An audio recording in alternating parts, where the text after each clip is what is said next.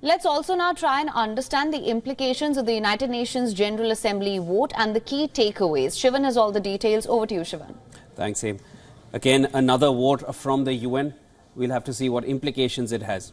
The United Nations General Assembly has voted overwhelmingly to demand a humanitarian ceasefire in Gaza. Now, viewers, the voting shows a strong demonstration of global support to end the ongoing Israel-Hamas war.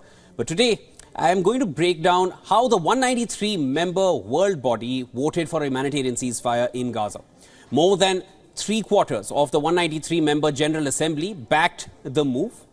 And of course, cheers and claps were echoing around the General Assembly chamber in New York as the emergency vote was announced. A thumping 153 member states out of the 193 total membership backed that resolution, with only 10 countries voting against the move.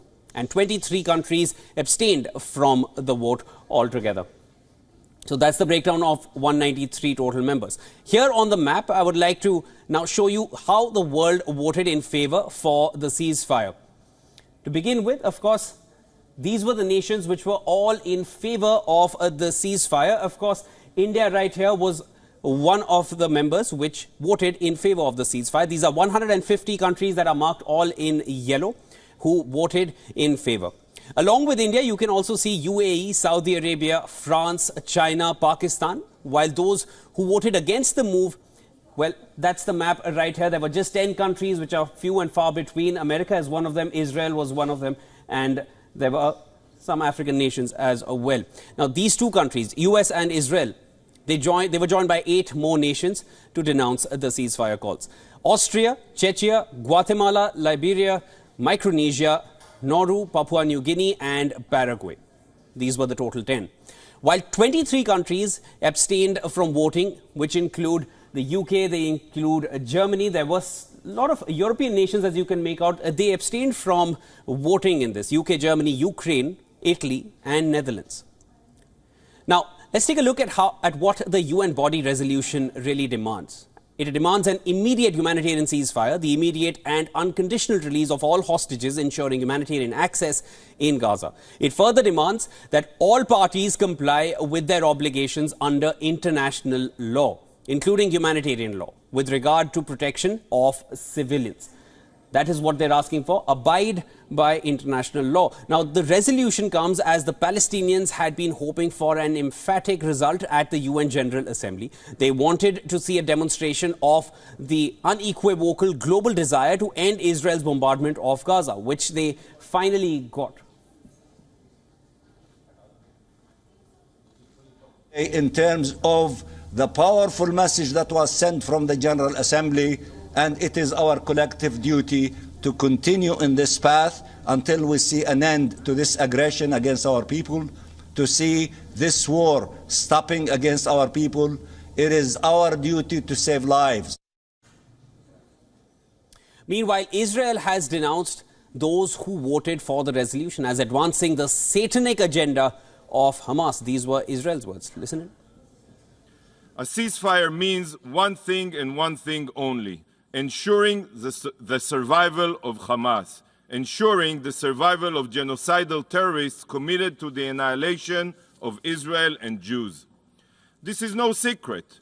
Hamas's charter makes this clear, and Hamas leaders have publicly stated that October 7th was just a rehearsal. Meanwhile, US Ambassador to the UN, Linda Thomas-Greenfield, told the General Assembly that there were aspects of the resolution that the US supported, such as the need to urgently address the dire humanitarian situation in Gaza, protect civilians and free hostages. But she also said that any ceasefire will be dangerous for Israelis. Any ceasefire right now would be temporary at the best and dangerous at worst. Dangerous to Israelis, who would be subject to relentless attacks, and also dangerous to Palestinians, who deserve the chance to build a better future for themselves, free from Hamas.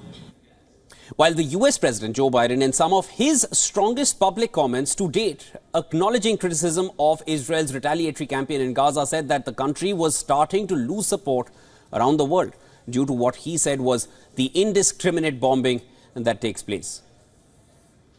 All right, for more on this, our correspondent Susan Tehrani from New York has sent us this report. Listen in. The latest vote by the United Nations General Assembly shows an overwhelming support by the international community for a ceasefire in Gaza. 32 more countries voted in favor of this humanitarian ceasefire compared to a similar vote back in October. And while 14 countries voted against a ceasefire back in October, that number was reduced to 10 on Tuesday. The United States, which was one of the countries that vetoed this resolution, had put forth an amendment prior to the vote calling for the condemnation of Hamas atrocities. However, that was struck down. Tuesday's resolution calls for a ceasefire, for all parties to comply with international law, and for humanitarian access to hostages, as well as quote-unquote immediate and unconditional release of those hostages. As we see, the language was notably stronger than the resolution put forth in October. But General Assembly votes are non-binding, unlike Security Council resolutions. However, members insist that it does carry political weight. Israel's ambassador to the United Nations prior to the vote said that this resolution is quote-unquote disgraceful and attempts to bind Israel's hand, warning that, quote, continuing Israel's operations in Gaza is the only way any hostage will be released. Meanwhile, U.S. President Joe Biden, during a press conference with Ukraine's Volodymyr Zelensky in Washington, once again voiced America's support for Israel, warning Israel to be mindful of civilian casualties. However, earlier in the day, prior to this UN vote, the U.S. president at a campaign event said that Israel was losing support in its war against Hamas. Susan Tehrani reporting from New York for WION World is One.